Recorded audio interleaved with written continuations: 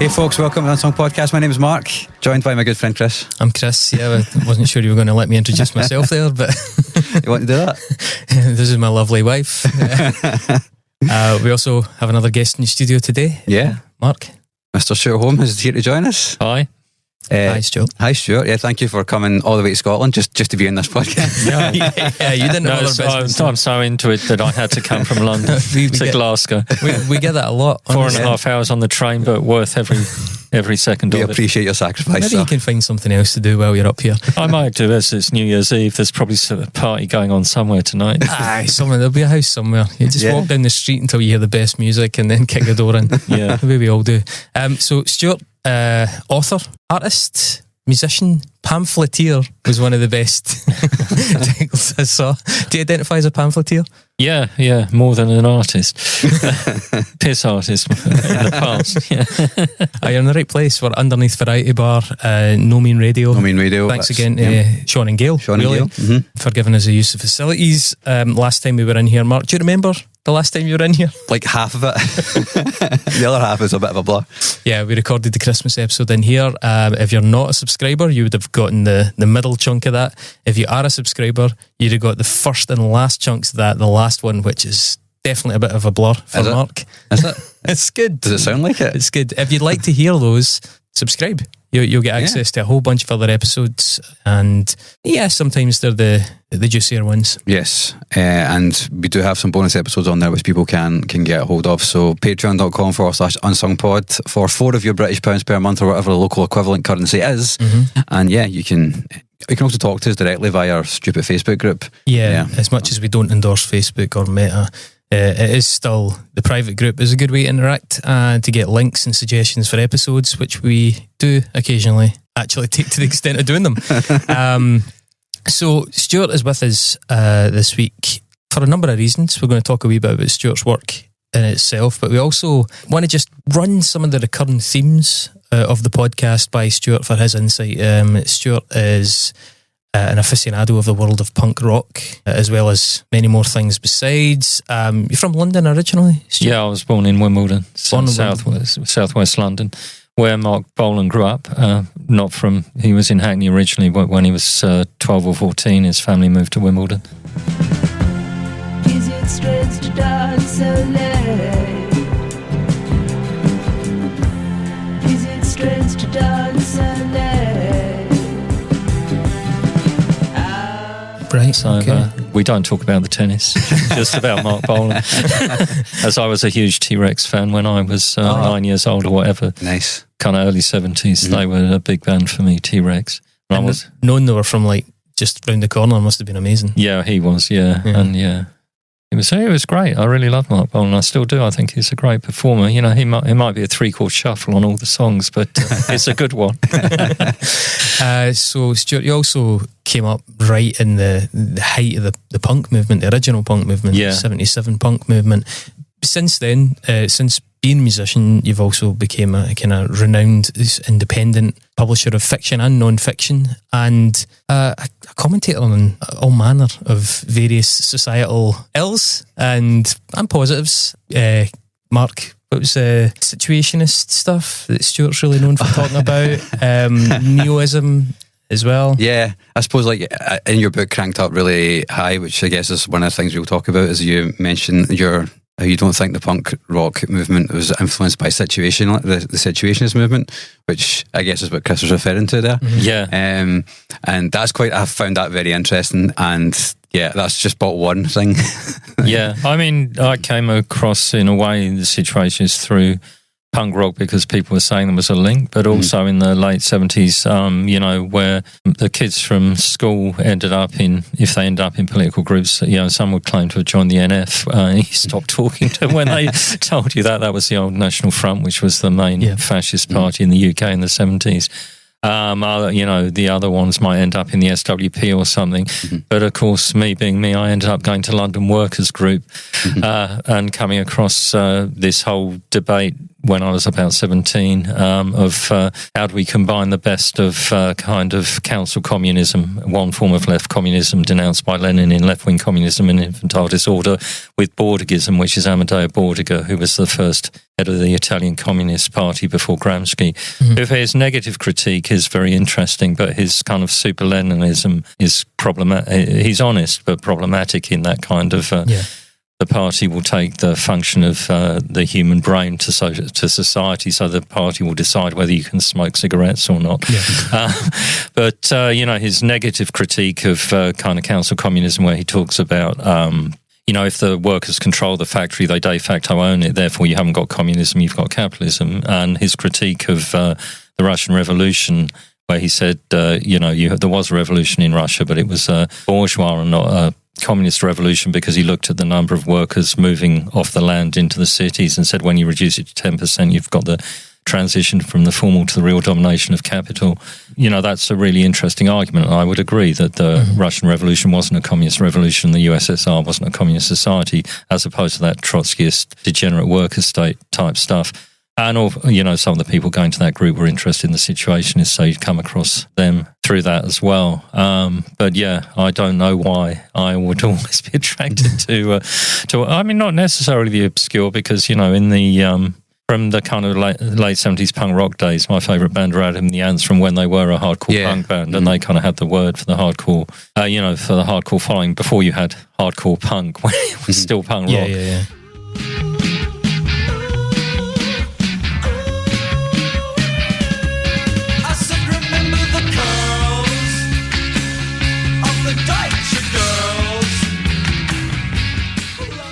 But Adam was always a fantastic performer, and I'm not surprised he became a big pop star, because he was an incredible performer. Well, funnily, you're Cranked Up Really High, the name comes from, is it the debut single by Slaughter and the Dogs? Yeah. They were another band that kind of aspired to that kind of success, weren't they? But yeah.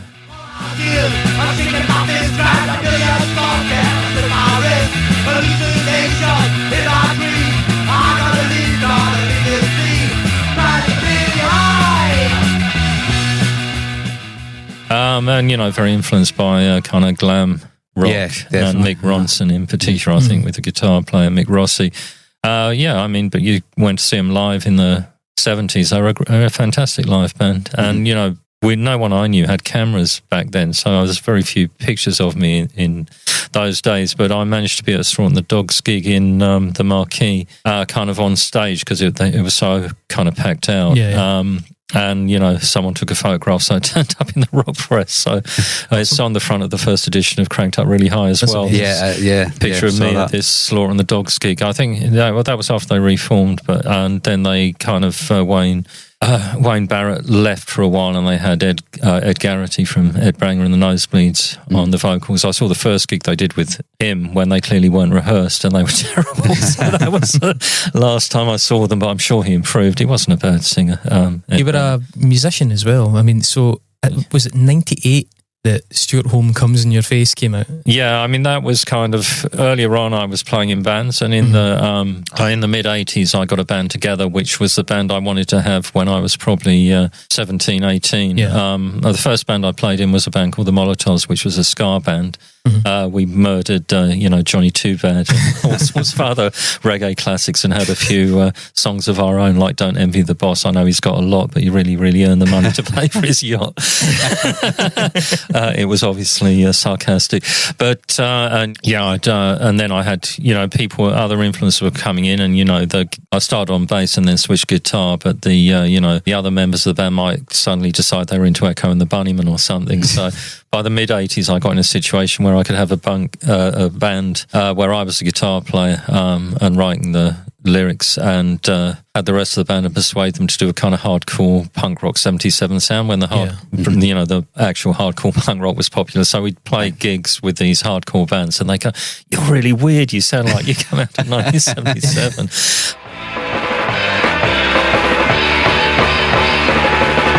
Smash the individual! Smash the sports online! Don't need the sports like content! Don't need this! Aye. And what happened with that band went on until I think 89. So just when that 77 sound started becoming fashionable again with bands like the Queers, I knocked it on the head with my brilliant timing. And perfect contrarianism, isn't it? Yeah, but I knew a lot of people who were recording around Toe Rag, those garage rock bands. So I used to go and see Headcoats and Billy Childish and all the bands who played on that stuff. And some of those musicians said they heard some live tapes of people, I'd given someone a live tape and then it got passed around to my old band. They said, you got a better recording this of these songs, they're really funny. Mm-hmm. And I said, no. So they said, no, well, you're coming into Tyrek with us, so we'll record. That's right. So you'd built up this catalogue of stuff that you'd been writing over the years, correct me if I'm wrong, but there were riffs that were years prior and then you'd written the lyrics years after that and it all just sort of accumulated over this period of time. You ended up with this album of stuff that you then wanted to capture in a bit more high fidelity. Join me and resign. See the city burning bright. Petrol bombs light up the night. See the youth take to the street. Watch the police beat. Yeah, about 25 minutes worth.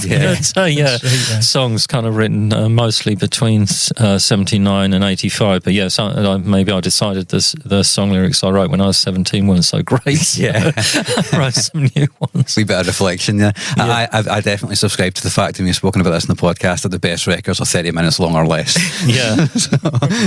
And I will stand by that until I pass away. Yeah, I mean, that was one of the, the kind of great shames in kind of 77 where people would listen to the Ramones, but, certainly around London there was this whole anti-American thing.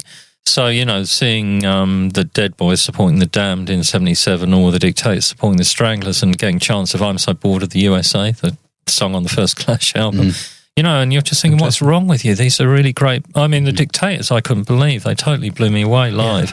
I used to shiver in the wind,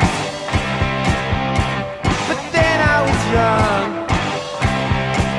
I used to shiver in the wind until I found my... I think the first record, Go Girl Crazy's got a bit of that, but I don't think they ever captured it on vinyl. But if you saw them live, unbelievable.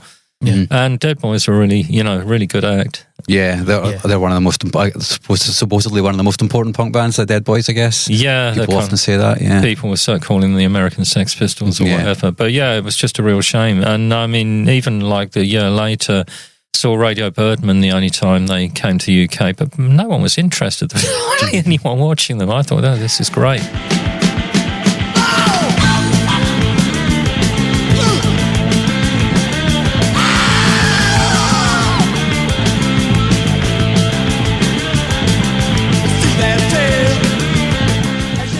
The Australian movement had a lot of really good stuff in it, didn't it? It did, yeah. So I would really like, while we're on the subject of punk rock, to maybe, with the benefit of you here in person, unpack what's a really interesting theory or analysis of punk. Mark, maybe you can probably articulate this better than me, but it seems it fundamentally breaks down into like three chunks. Yeah, so you can correct me if I'm wrong in any of this. I have read the book, but my mind's getting a bit old. There'll be members of the audience who are very familiar with your work and will already know this, but for the benefit of those who are coming across you, or as I did, I came across you via Fascist Yoga without starting at the kind of punk era sort of stuff, and so it was really interesting to learn this out retrospectively. So Mark, you can maybe take us through it. Yeah, so as I understand it, there's three distinctions you make between punk rock, right? It's punk rock which is just punk rock, no capitals, which is essentially like a formulation of punk that's kind of trashy, novelty songs, and draws from like the body musical traditions.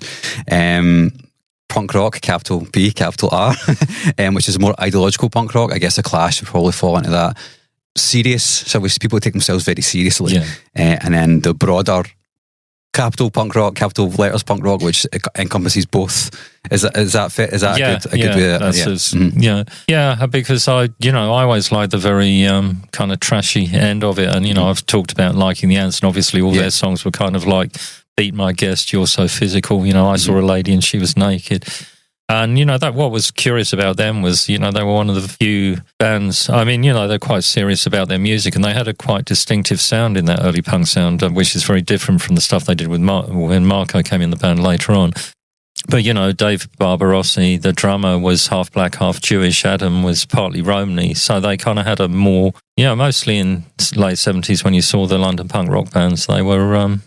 pretty wide looking. And so, it was curious that because they were in, Adam was interested in all that BDSM imagery, which partly came out of his art school training, that they kind of got accused of being fascist, basically, which was, nothing less likely. Yeah.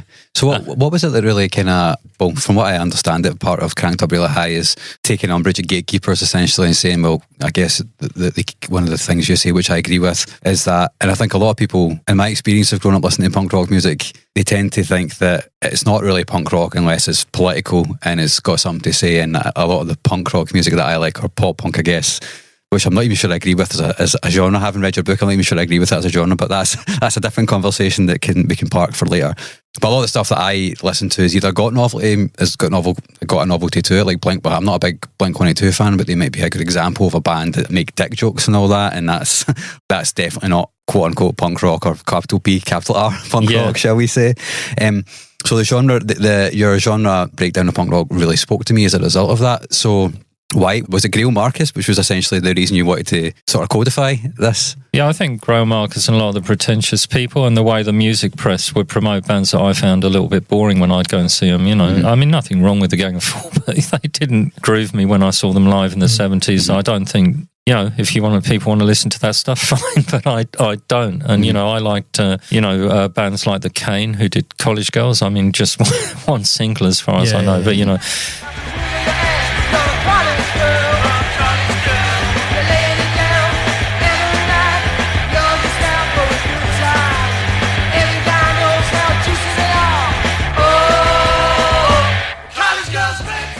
Of course, it was terribly sexist because, of course, as every guy knows how juicy they are. Oh, college girls' clips. And, you know, but Giovanni Dodimo, the music journalist, had the snivelling shits. So they had absolutely hilarious. Would it include people like Jilty John? Yeah, although that wasn't so much my thing. I preferred a slightly harder guitar sound to George. Yeah, of course. But yeah, in terms of that one-off novelty, and you know, you could take a kind of quite obscure band like The Drive from Dundee, you know, Jerkin.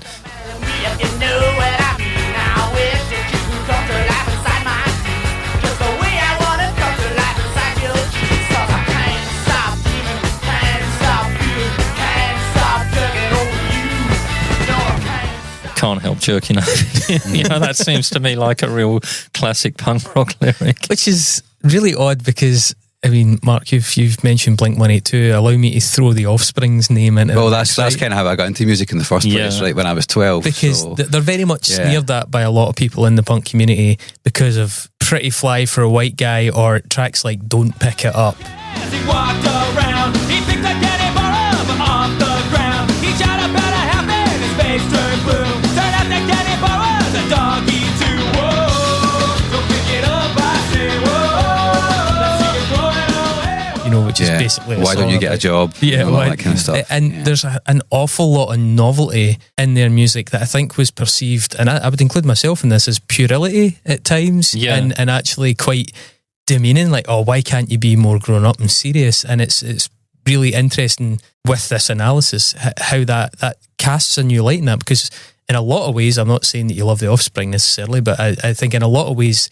there's an aspect of punk that they are true to that a lot of other bands have abandoned in favour of a much more pole-faced, ideological and gate-kept sort of structure. Yeah, I mean, and it's almost like bourgeois good taste, you know, that, I'm going to have these left-wing political positions or whatever, or in some cases right-wing ones. I mean, you saw that with Skrewdriver, for example. You know, when I first heard Skrewdriver, they were just this kind of unfashionable punk band from Blackpool. Is that when Mark Radcliffe was still in them? Well, he wasn't in the original band. He joined when Ian Stuart reformed it before it went fascist. So there were various incarnations. But, you know, on the first album, the songs like Jailbait. No more hair, look so good. Temptation, think I should. Jailbait,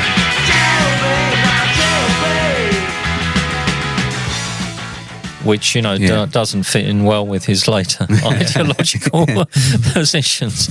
Although, you know, how much he just wanted to be a pop star and how much he was serious about the fascism, although it had terrible effects, whether he was serious or not. But, you know, you could even see in the interviews at the end of his life that he kind of, you know, I could have been a contender, I could have been on top of the pops. Actually, I don't think he could have been. Because it seemed like there was a bitterness to that guy that darkened the mood. Like, as you say, I think there was a a sense of grievance at not getting the breaks as other people around him were getting the breaks, and he got more and more sinister and willing to do more and more extreme things to get some sort of stardom. And eventually, I mean, to be honest, sorry to go on a tangent here, I kind of feel a wee bit the same about Alex Jones. I don't think he necessarily believed a lot of what he was doing. I think he was a grifter to start with. Yeah. But then it sort of seems like it's sunk in and he started to believe it. Yeah. And I mean, I think the thing is, you know, it's like most people don't get the breaks. Most people don't become famous. It isn't surprising. And, you know, I mean, when I hear Ian Stuart's voice, I just think this is I can't remember what the name of the singer is in Third World War, but if you know Third World War, songs like Working Class Man. Down the road of my own tunnel when the arm of the law said, stop the road runner, get out of that cab and remember your place. You're talking to the law and they don't like your face. You know, he's just imitating that voice, but he's not as good. And, you know, they didn't make it either. and it's also, we covered this in the Arno Michaelis episode, it's also almost pathetic, like farcically bad blues rock, you know. Oh, yeah. By the late 80s.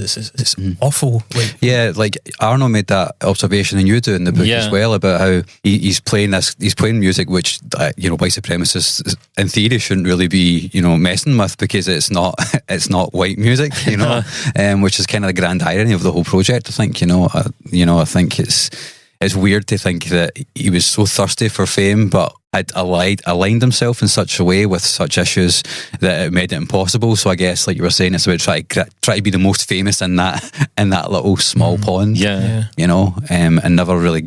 I guess he did. You could argue maybe he got there. Maybe he did get that to some degree, right? Because Skrewdriver, we're talking about them, so you know, I suppose maybe it's somewhat vindicated in that. There's no quite. I mean, as we came to the conclusion during that episode, like the role of Skrewdriver cannot really be overstated in terms of helping to coalesce that movement. Yeah, and, you know, that pan-European movement, especially in the Skins. And I mean, Arno said himself, even over there, the Hammerskin Nation thing came about because they discovered Skrewdriver tapes.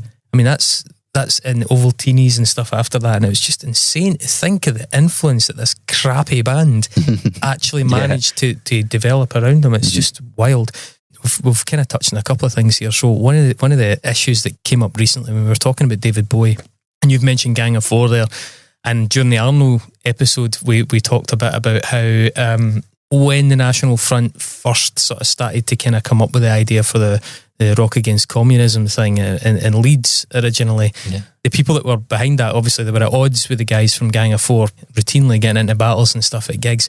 But what I thought was fascinating was that they sort of like hinged a lot of their hopes at the time on David Bowie and his thin white Duke phase.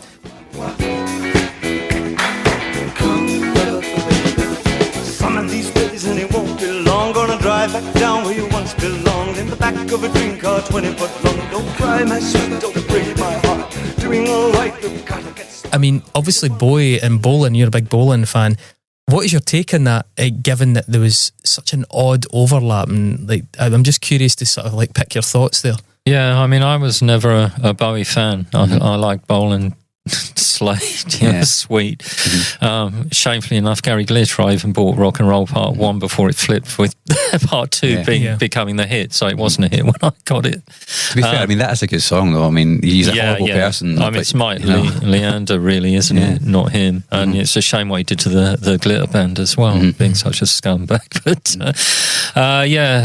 But I mean, encountering Bowie fans in the 70s, and they kind of went into that whole Blitz new romantic culture. And I don't know if people know, but there's an alleyway that runs between Dean and Wardle Street in Soho. So if you're going to the Marquee Club, you might walk down there. There was a club called Billy's where a lot of those new romantic people started off. We used to call them Billy Boys before they were new romantics, and take the piss out of them. But yeah, it was kind of like, who'd go in there? All they're doing is playing David Bowie records. Do you think there was an appetite for it? I mean, I know they tried to turn him along with Clapton. They thought, right, if we get a couple of real faces to rally around, but do you think people would really the National Front was dependent on working class skinhead street thugs for that initial period of power or influence, shall we say, not power, but can you really see them getting behind Bowie regardless of his pontificating?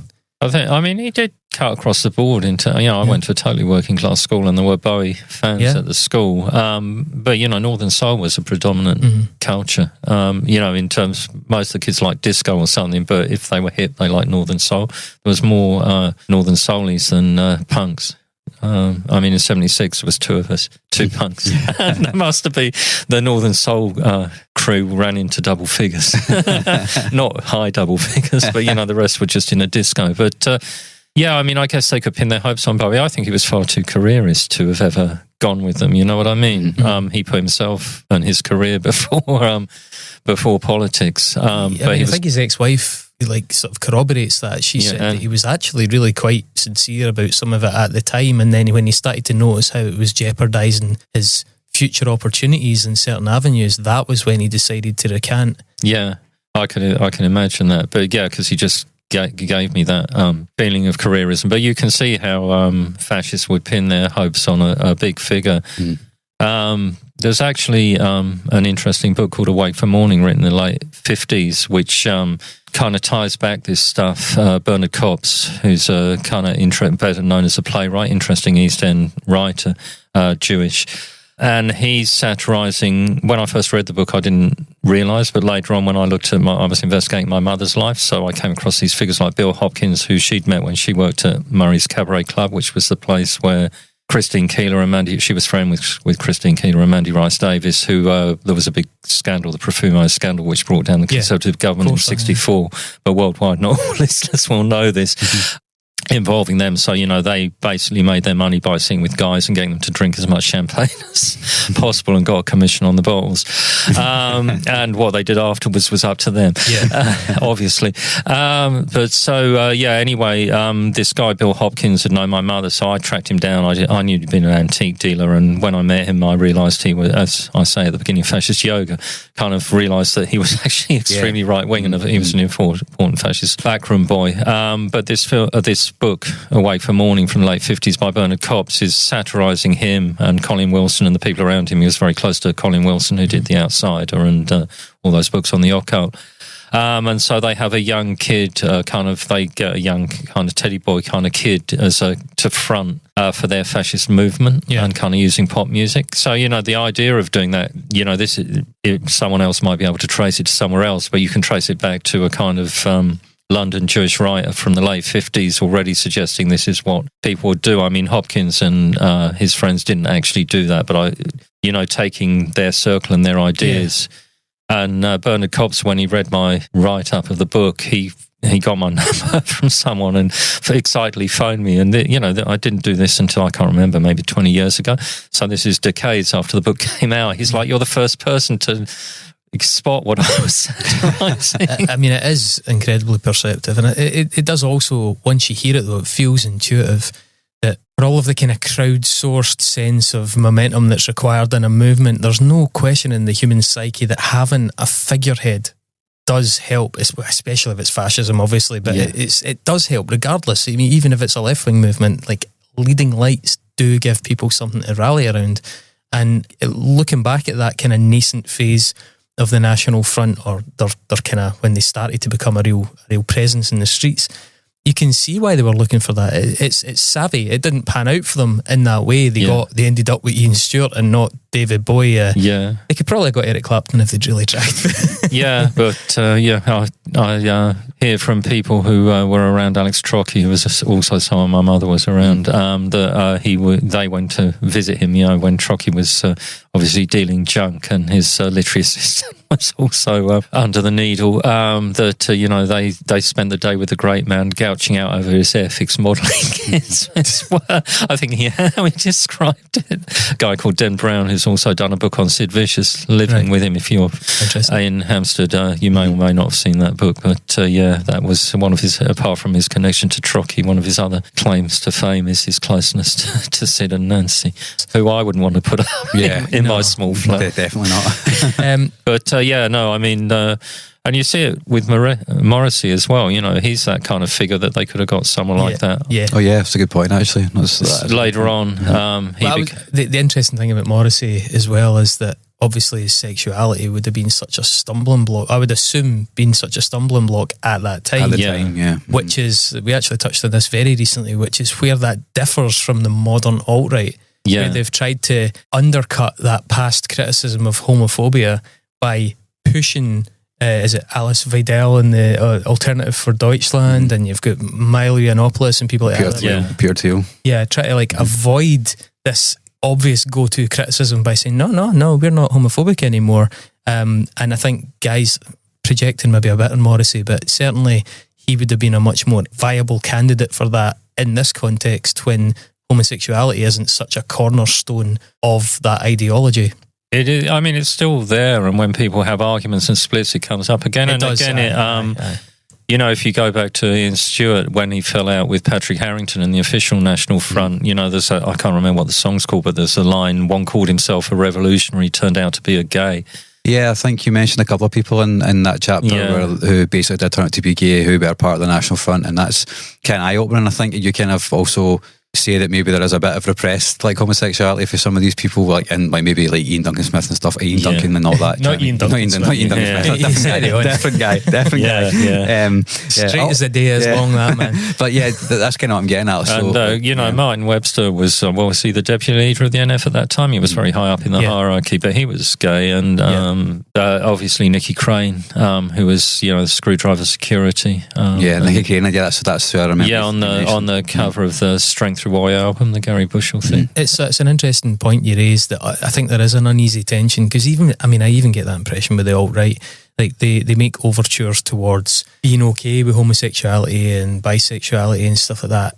The Christian nationalist wing of it do not. Yeah. But they are sort of like kept in their box.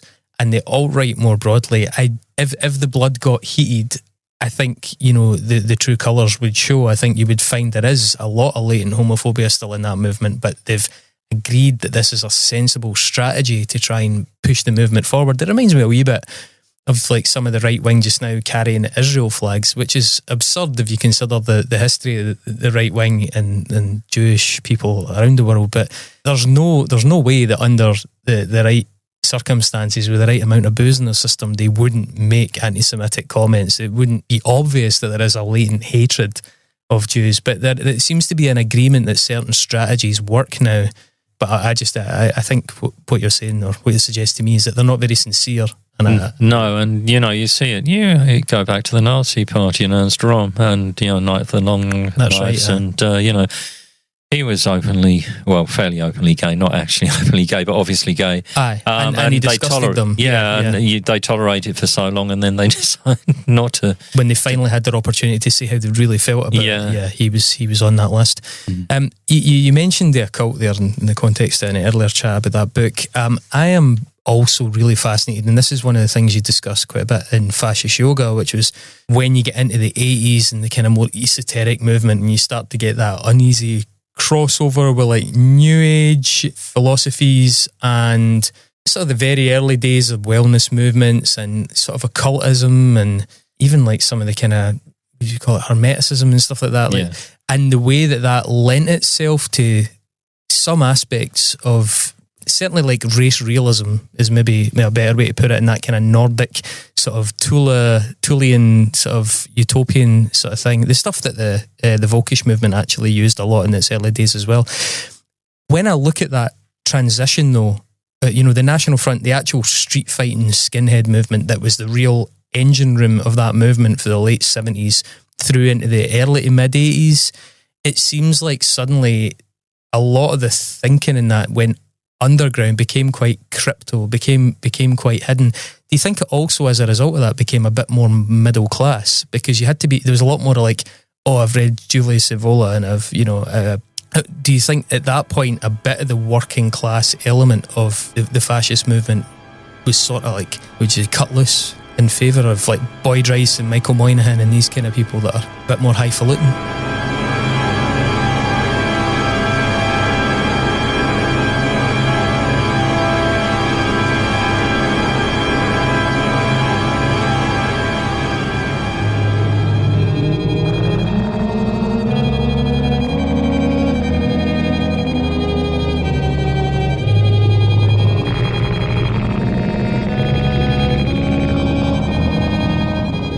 I think they just kind of split different ways. So you still had all the kind of football hooligan. Well, they did. They went into football hooligans, didn't they? It went a lot away from punk, and it went into like Millwall and Manchester United in Europe. And you had all the oi bands as well. I mean, not that oi was necessarily right wing. You had clearly left wing oi bands. I mean, Blaggers ITA, who I used to, they kind of evolved from a kind of pretty straightforward oi band. Tim Wells was on the first album, kind of ran a poet as well, who's Jewish. So obviously not a problem. But you had a spectrum of things, but you had all those bands who were kind of on the borderline, and even Gary Bushell having the gonads, but actually doing a more kind of I Lost My Love to a UK Sub kind of comedy things, or another SE7 Dole Day.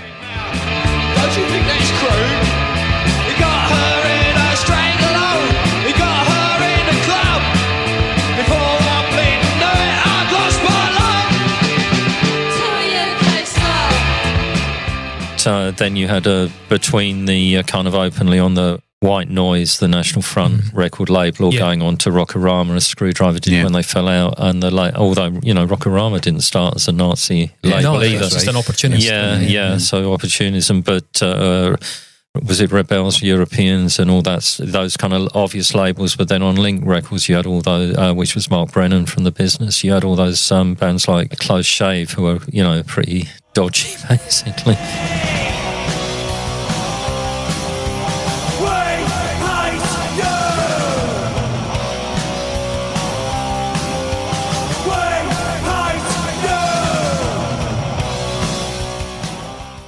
I think it's interesting as well, because in terms of that journey towards sort of crypto-fascism and kind of coded stuff, Skrewdriver found it out the hard way, so did like Ovaltinis and stuff, that first of all you couldn't sell records in Germany and Austria and things like that with the fascist iconography on them, but also you couldn't sell it with like Union Jacks on them, because the Germans didn't want to see a Union Jack either, because that was to them, to many of them, the symbol of an oppressor as well. So like the iconography of those things, we ended up with all the kind of homoerotic Viking stuff that Skrewdriver went into. But then, more of this sort of Nordic white Superman kind of stuff that all started to come into it. They were like, well, this is a safer place to go with this mythology. And then, we've also got the potential for a unifying myth here. We can manufacture a backstory and get everybody really bought into this notion of predestination for our race.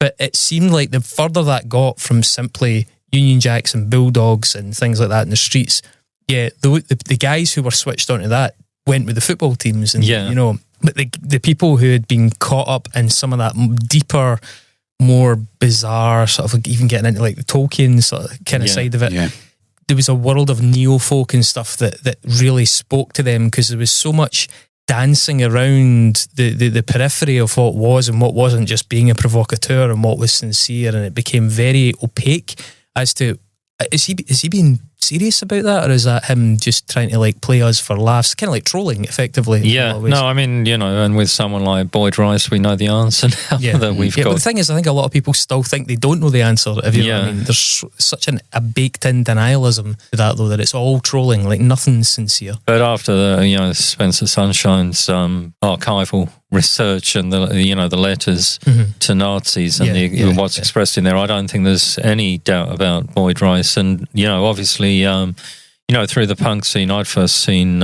Crisis supporting Sham On the radio every night, greedy workers going on strike. They just want a little more, a right to be proud. They don't want shooting £1 million. Democracy's a baby, begun by red tape. I thought they were hilariously funny because they were so crude. It was like you couldn't get more simplistic, and then they had song lyrics like "Urban terrorism is no substitute for the building of a revolutionary working class party." Comrade's gone wrong. I mean, what could be funnier? They might radicalise the masses, but at what price? Lampshades and trains on time all round, Red Brigades. So I kind of started following them around because I thought they were hilarious. And the second singer, Dexter, I mean, he was a pure anti-fascist and he liked fighting. And the thing with that band, there were other bands like that as well. They liked to be, the anti-fascist element around them, like to fight fascists, and there weren't any fascists to fight; they just fight with themselves. Yeah, you speak about that in the book, but obviously Doug Pearce, who I met him when I was 15. Yeah.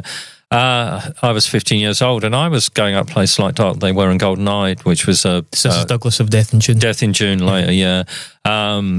I was going to a science fiction bookshop, Dark They Were in Golden Eyed in Soho, and kind of getting Aleister Crowley novels and thinking, oh, this is hilarious. I just thought it was so stupid, like Diary of a Drug Fiend and a chapter, a heroin, oh, hilarious. Yeah, this is so bad. And, I showed him these Crowley books, and he was really, he was he was in the International Marxist group at that time. That's right, yeah. And, I tried to tell him about Aleister Crowley, and he kind of, oh, this is rubbish. But, obviously when a kind of public school boy like David Bunting from Current 93, also known as Tibet, but we'll use his real name, tells him about Crowley, he gets serious about it. Yeah. But, Tony Wakeford, who was in the original Death in June, then got kicked out because he had joined the NF and people had the documentation.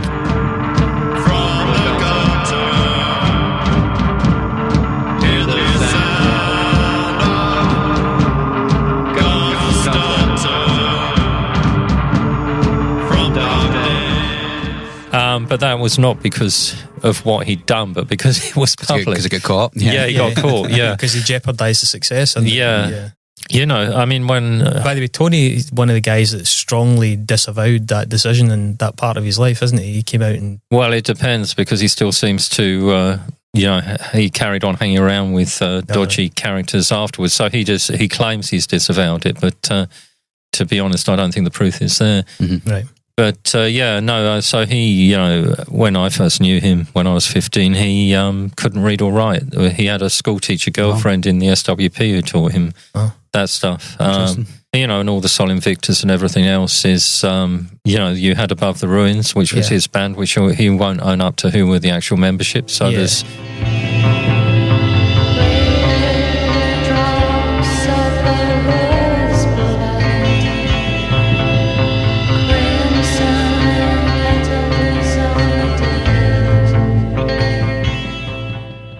people on fascist websites years ago gave the membership as basically identical to Sol Invictus. But, we do know that Gary Smith, who's a notorious fascist musician, was in the first incarnation of Sol Invictus. That's interesting. I didn't know.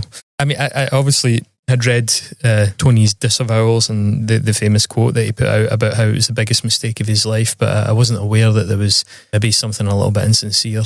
Or at least a lot of people would see it as insincere because I'm still friends with Cole Blake, who was in who was a Gary Smith replacement in Sol Invictus, but he's very, very angry and said there were all these fascist figures around the band, but at that time he was not political and he didn't understand what was going on. But Carl would be a good person for you to talk to because he can give you the real inside history. But Above the Ruins were on compilation albums, NF compilation albums with Skrewdriver and Above the Ruins seemed to be the kind of nadir, at least, of his deep investment in that. Yeah, and they did the one cassette album that's Above the Ruins, and then there's the argument over whether which Tony Wakeford refused. If he'd sincerely broken with it, why does he not tell us who the members of Above the Ruins were, who he thinks they were? Because there's some dispute about it. But they released the one album, and then he became Sol Invictus, either with the same band or. But the Sol Invictus project is not that different. And again, there's a big investment in Julius Evola and.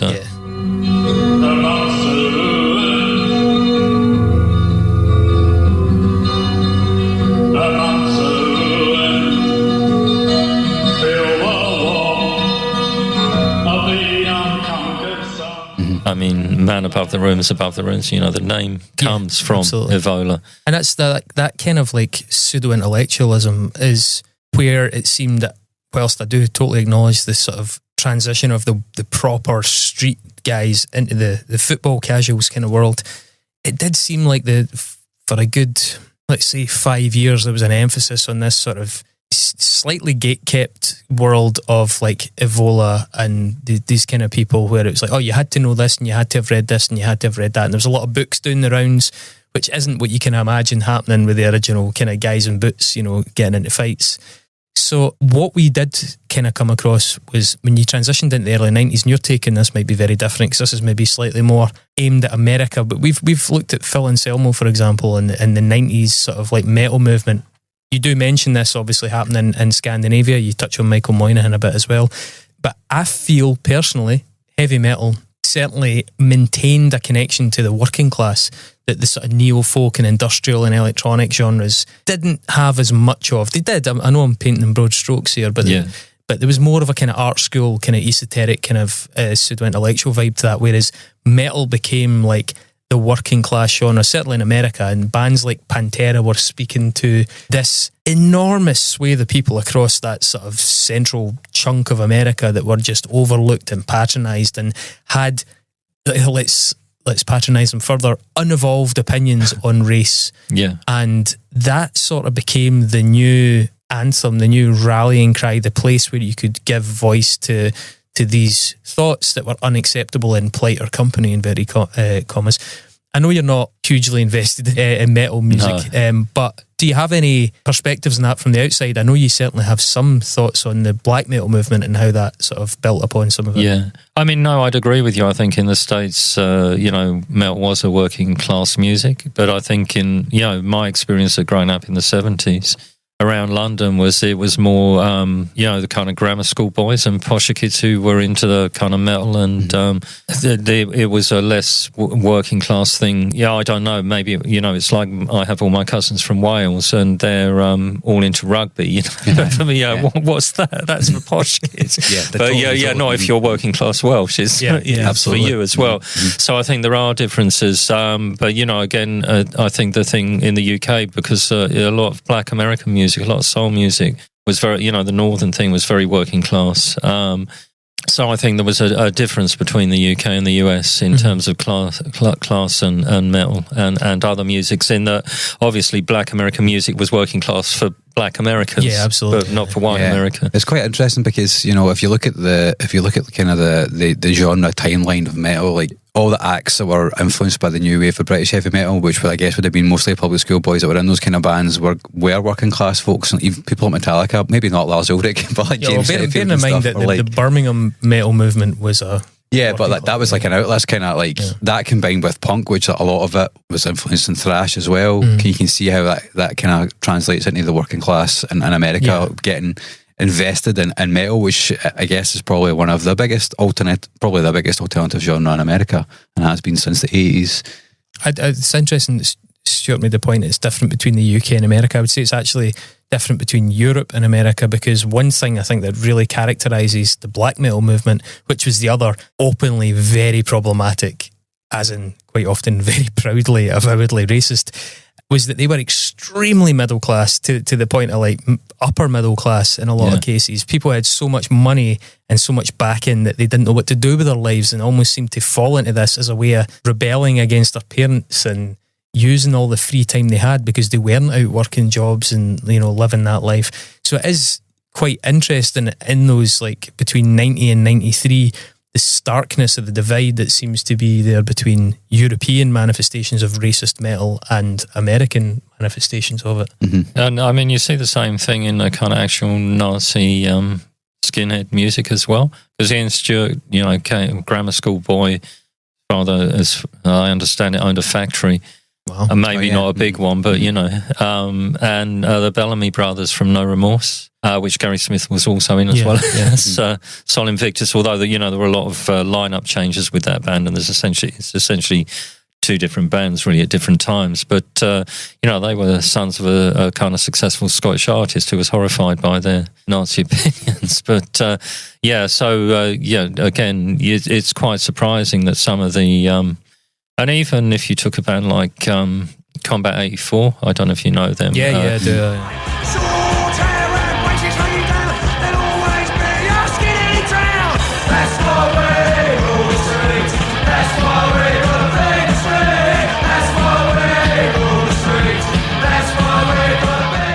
Nazi Chris Henderson, or Chubby Chris Henderson as he got called on the rails, Chelsea headhunter. He went to Charterhouse public school in England, one of the top public schools, not just any old public. So there is that bizarre middle class element to that. Not to deny that there were a lot of working class kids as well, of course, as certainly fellow travellers of the NF, if not, and would claim to be members. I mean, I had the same thing. I went to see, originally to see the Ants in smaller places. I got to know lots of different kids at them, and I knew some kids from Paddington. And I went to see the Ants when they on the Xerox tour, when the first album was coming out at the Lyceum in the Strand. Yeah. Saw them outside. It's like, we've joined the NF. I said, well, why are you here? What do you mean why we're here? We're here to see the Ants. We like the Ants. I said, well, black drummer. Oh, no, we're here to see the Support. Whoever that was. Of course, I never spoke to them again after. But they were through and through working class kids, But whether they were trying to wind me up by saying they joined the NF, same as other people I knew, or whether they had, I wasn't really interested in finding out, because if they thought it was a wind up, it was just, still bad enough not to bother talking to them anymore. Yeah. Which was a shame, because they become quite close mates. I mean, one of the drums that we've beaten a few times in this show is that there was definitely a fascination in certain quarters in the States with that more pseudo-intellectual neo-Nazi or crypto-fascist movement. I mean, we've spoken about Stephen O'Malley from Sun and his fanzine that he ran out of Seattle, and, quite happy to platform Graveland and the various kind of Scandinavian bands, Michael Moynihan's stuff, even Spear of Longinus, bands like that, who were really like pretty odious people and saying pretty odious things. And there's an extended interview between Stephen O'Malley and Michael Moynihan that is just particularly glaring in how problematic it is.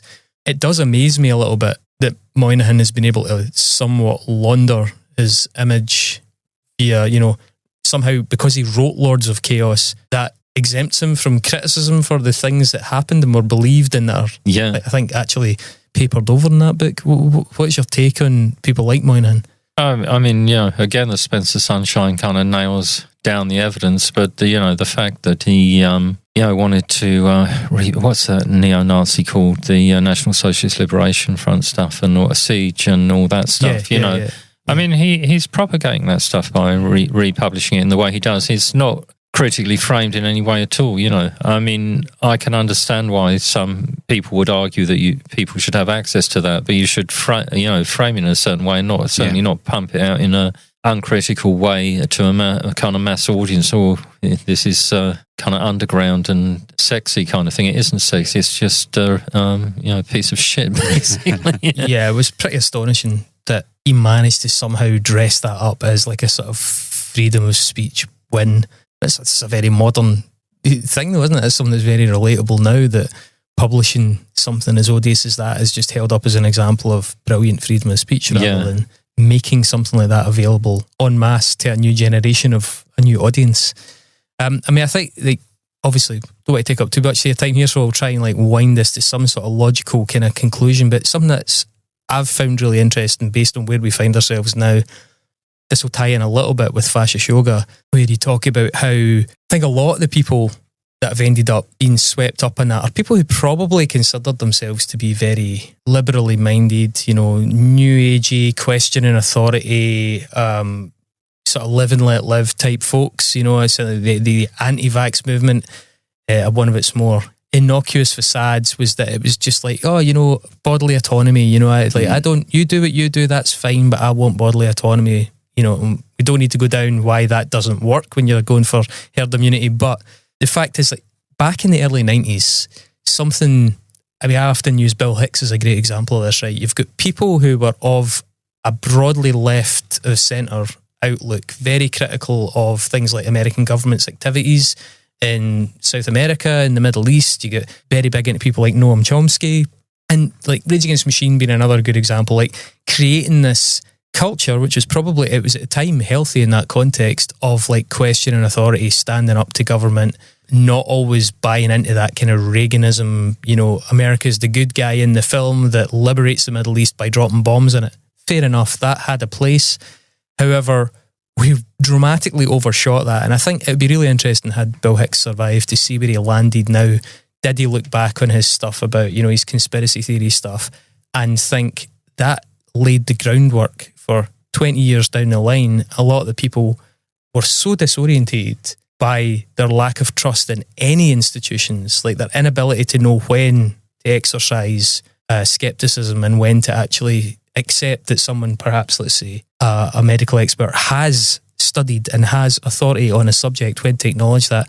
I feel it became a bit unmoored. Again, we mentioned this a bit when we were talking about Muse, who are a band that I think really enjoy the benefits, the perks of paying lip service to the images of like people working drones, and without even acknowledging how much it plays into some of the old protocols of Elders of Zion, kind of like Jewish kind of hidden hand kind of thing. I think it's really fascinating how we've ended up in a place where people who do broadly consider themselves left wing are, I don't know, to say some of the most problematic, but they're part of and they're enabling some of the most odious, overtly right-wing actions of our time, whether it's Trumpism, whether it's reform activities in the UK.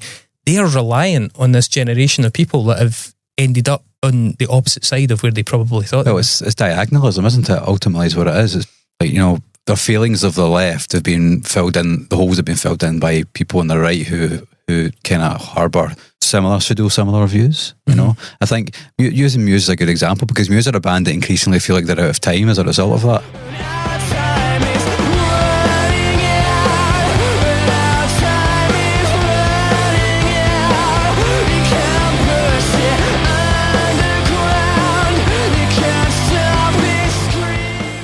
Because they were quite seen as being quite left-wing, because they were like those shadowy figures behind the scenes.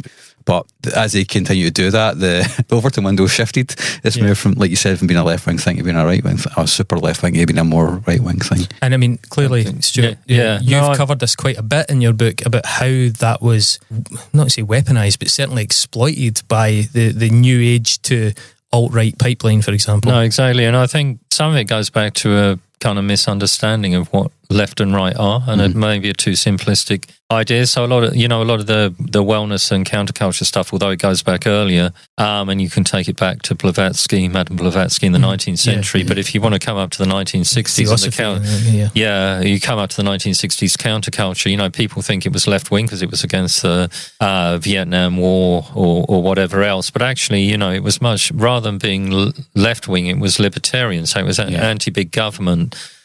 Which is exactly, the positions of kind of Trumpists and reform. Certainly Teal and Musk. And it's, when you look at where the money came from that funded the counterculture, and, you can look at my mother's life for example of that as well, is prostitution and drug dealing kind of porn films. And you could look at what happened to the Mitchell brothers, who made Behind the Green Door with Marilyn Chambers as kind of, one of them shooting the other. I don't forget which one shot which, but anyway, one of them murdered the other and did jail time for it.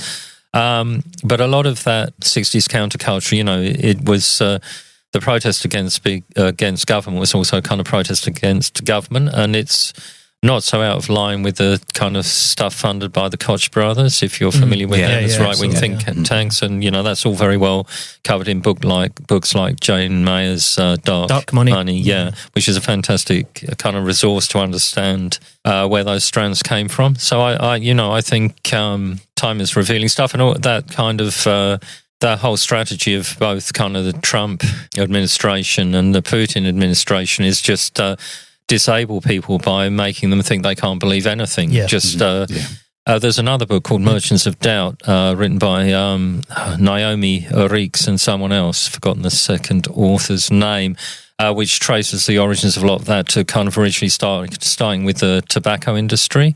So they're kind of they knew that smoking was bad for your health, but they just wanted to create doubt about it, and they get some scientists who weren't specialists in the relevant area and get them to cast doubt on this thing. But what they do is, rather than kind of scientifically peer-reviewed papers, they publish in some right-controlled journal with this stuff, and then they claim, you have to have balance. So there's these two guys who are actually nuclear physicists who are against the scientific consensus, which is, like 99% of scientists agree about this. But the kind of the approach was to say, well, you have to balance the argument with this. It's a bad faith thing. Yeah, the same thing happened with Farage when he was being represented on BBC election debates with a fragment of votes up against politicians that had 10, 20 times the support. Exactly. But it was balance. But yeah, they claim it's balance, and then that was shifted into the arguments about climate change and everything else. Yeah. And you see how that kind of our product is doubt went from the tobacco industry through to kind of supporting all these authoritarian regimes. And also, this thing of I fall out with people who claim to be left wing because they support Putin and see. Well, Russia, not just as in the Soviet Union, but pre that, Russia is an imperialist power. What a lot of people think of Russia, they're unaware of all the atrocities the Cossacks committed in Siberia when that was colonized. It's a colony, just as the north of Ireland is a colony here. And, how they can think what's happening in East Turkestan and although I think the Dalai Lama is hugely problematic, it's still a colonial issue in Tibet. And then look what, the claim that that Taiwan is part of China. I mean, historically it was partially colonized by southern Chinese, then the Japanese, then the nationalists went in and ended up with Taiwan and not only suppressed the kind of native cultures and languages, but even the southern Chinese languages for Mandarin, which is exactly what the Communist Party do, the so-called Communist Party in China. So there's this huge, if you take a leftist position as being anti-imperialist, which I would, it's the support for these things, which, and if you're going to extend the critique to Trump, not that I like the regime in Venezuela, but what Trump is doing to Venezuela is complete colonialism. It's absolutely horrendous as well. As you see, you mentioned that doubt. I think another book that's really good at that is Peter Pomerantsev's Nothing is True and Anything is Possible, which is based on his experience when he was headhunted for RT from his work in London, and he went over there and suddenly realised that the enterprise was simply to break down people's sense of what was real anymore, because then nothing could really mobilise them because they weren't sure about anything. And that's effectively how Russia has gotten to where it is now. And I think it's quite clearly the strategy. I mean, Bannon has said flood the zone, which is another way of just doing that, which is to bombard people with arguments from every side. It's not that you eliminate the other arguments, you just put everything in there so that nothing is new, nothing is novel in terms of an opinion. It's just all completely of the same value, which is next to nothing. Yeah, Naomi Klein talks about that in Doppelganger as well. In her novel, her book, she talks about how Steve Bannon is essentially the architect of that kind of, I guess, what we call post-truth to a degree in the current American administration. It's insidious. I want to bring us full circle back to your small p punk rock as well with one question here, because obviously one of the things that's enabled us and has enabled it at the scale and the speed with which it's taken over, Trumpism, MAGA, that kind of thing, is the internet, right? And the internet, a lot of the worst aspects of that... We're on it just now. Which we're on it right now. There are some redeeming aspects, but a lot of the worst aspects of that are, if you really dig back into it, the product of Chan culture and bulletin board culture and things like that. Again, it came from something... it came from something awful, but it's also awful in The Coming Storm by Gabriel Gates as well. Great books looking at the kind of early days of BBS culture, which really does lead to social media and disinformation and misinformation. What did strike me though is when I was looking at some of the discussion of small p punk rock, this sort of the shithousery of it, is, the kind of the oppositionalism, sometimes in quite a nihilistic way. The thing is, I'm curious as to whether or not you think there were aspects of that kind of early Chan culture that were actually very punk rock, that were actually, because that energy, that sort of, as I say, kind of slightly black-pilled, slightly nihilistic, transgressive energy manifested there for a long time, and much like music was then often appropriated in darker directions. What are your thoughts now? I'm not sure how much time you've spent. I think there are some similarities, and what you're making me think of in particular is GLC was Tory controlled at the time, the kind of punk rock explosion. You had the Sex Pistols band from everywhere, and then you had bands like Menace, who I don't know if you know from Islington. Had a song called GLC.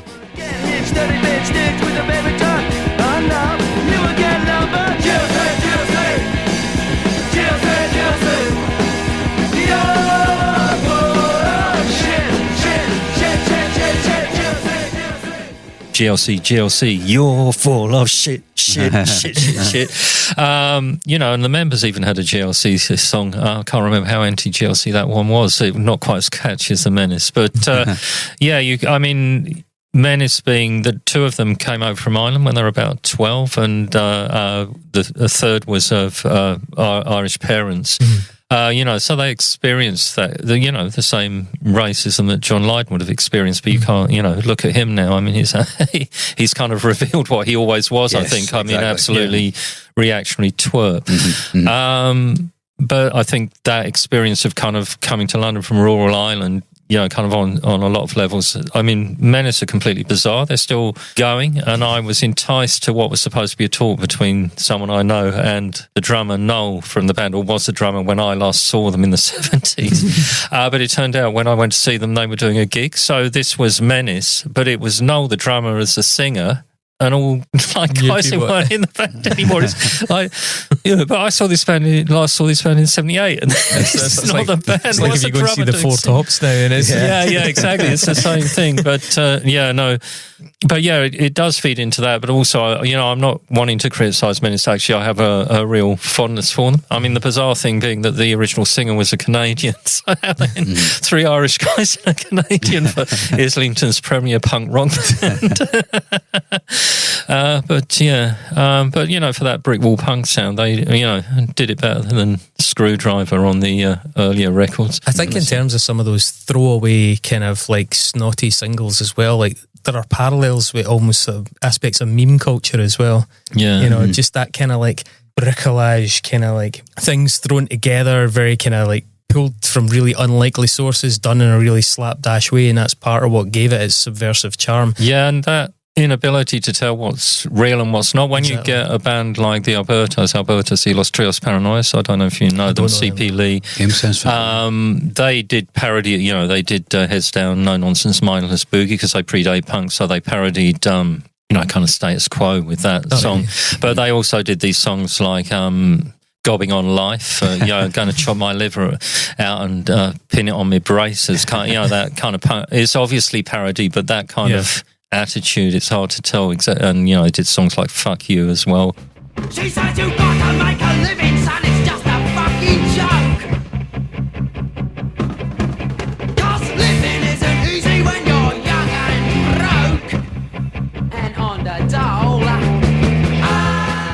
So they did these punk parodies, but it's hard to, when it's the Albertos doing it, it's a joke. But and layers of irony are absolutely the what underpinned that early culture. Just layers and layers of imperceptible irony. The Chan culture. Chan culture and memes and things like that as well. That's what it was built on. But it's also bizarre how people forget what different people said and sung, because like Paul Weller has taken this leftist now, but in 77, when he was 18, his whole publicity thing was I'm voting Tory at the next election, and then they had songs like Time for Truth about James Callaghan saying he should resign. I think it's Time for Truth.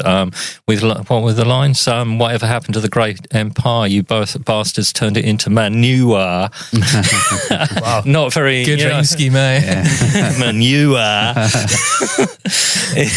can just hear Paul Weller singing that. I can hear where Liam Gallagher got his ideas. So you can, a lot of that stuff swaps around because he'd be more associated with Red Wedge. But if you're old enough, like I am, you can remember when he was Overton Windows, Mark. Overton Window does shift. Stuart, thank you so much for your time. It's been thoroughly enjoyable. Really playing into a lot of my personal specialist subject areas. I really enjoyed that. And interesting layers of interest in music. You're going for the later stuff, being younger than me. I think before we finish up, we should probably plug Fascist Yoga, which is your current book, and it's very good. Very, very good. I mean, it's such a...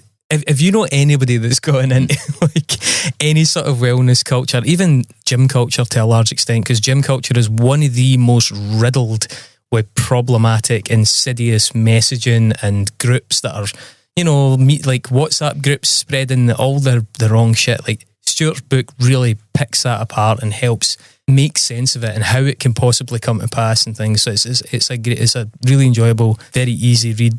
I would highly recommend it. And Mark, you took on the music side of things with Cranked Up Really High. Yeah, which is class, and hopefully you can get that. I thought you were talking about getting it reprinted. Yeah, I mean, I like to have other people publish the first editions of my book, but I'm quite happy to put them out again on POD. But I just got a bit bogged down in doing Fascist Yoga and had intended on my little imprint Cripplegate books to POD, Cranked Up Really High. But it is on my old website, the current one. I've got a new one because the old one got too big. You can read the whole of it, but people do like books. And yeah, do enjoy a book. I actually have, it's all laid out. I just have to proofread it, and it's been sitting on my computer for 2 years. Copy online, didn't we? Yeah, I think a copy came secondhand from Durham Library. Oh, great! Yeah, still had the dust jacket on. That you get in libraries. Still got that on it. I think it's still available in Italian translation, possibly in print. But there were loads of editions. It's Spain and Italy is where that old school punk rock interest really is. If you're going to reprint that, are you going to update it in any way? Are you going to add to it? No, I don't want to. No. It's like I mean, it was also that bizarre thing of I spent years thinking about punk rock because I just I used to go at 4 gigs a week in the late 70s, and so I saw a lot of the bands. A lot of them many times, and but I kind of thought, John Savage's book on the Sex Pistols is a really helpful book. I'm not a big Pistols fan, but it's a great book. And he said, "Oh, you threw it away?" Because I wrote my book on punk rock in 3 weeks because I might have spent 20 years thinking about it. But I wasn't going to spend 20 years writing about it because I'm a fan of that kind of juvenile, snotty punk rock. And actually, on that note as well, Stewart Home comes in your face. Superb manifestation of his late 70s energy. Via teenage late stupidity. 90s recording. It's great. Really, it's a really good record. It's very authentic sounding, if that means anything to you. Yeah, no, it does sound 70s. I knew how to do that sound, and the band I had, I actually wanted, when we were doing those songs in the mid-80s, I wanted to call the Teenage Pricks, but the female singer said, well, we're not teenage and we're not all pricks. So, I had the title for the album even back then. It should have been the Teenage Pricks Come in Your Face, but as the band wasn't going it. But my garage rock friends insisted I had to use my own name because I had my writer's reputation. Well, thank you again, Stuart. Thanks a lot. It's great coming on, and always great to come to Glasgow. I was going to say, I hope you find something else to do with your time in Glasgow. Yeah, on Hogmanay, I think I can. I think there's a punk rock show on next door, isn't there? There is actually, which I'm going to go to after this. Mark's taking himself to that.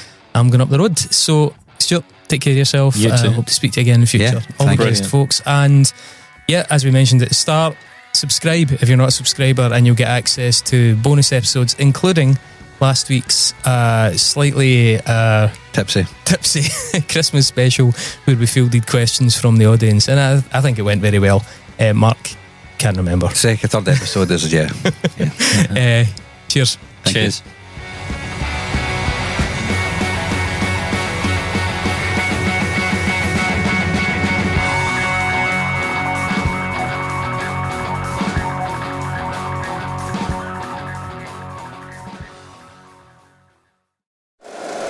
If you like the show, please take a moment to rate, review, and subscribe. It really does help the show to grow. Thank you for listening.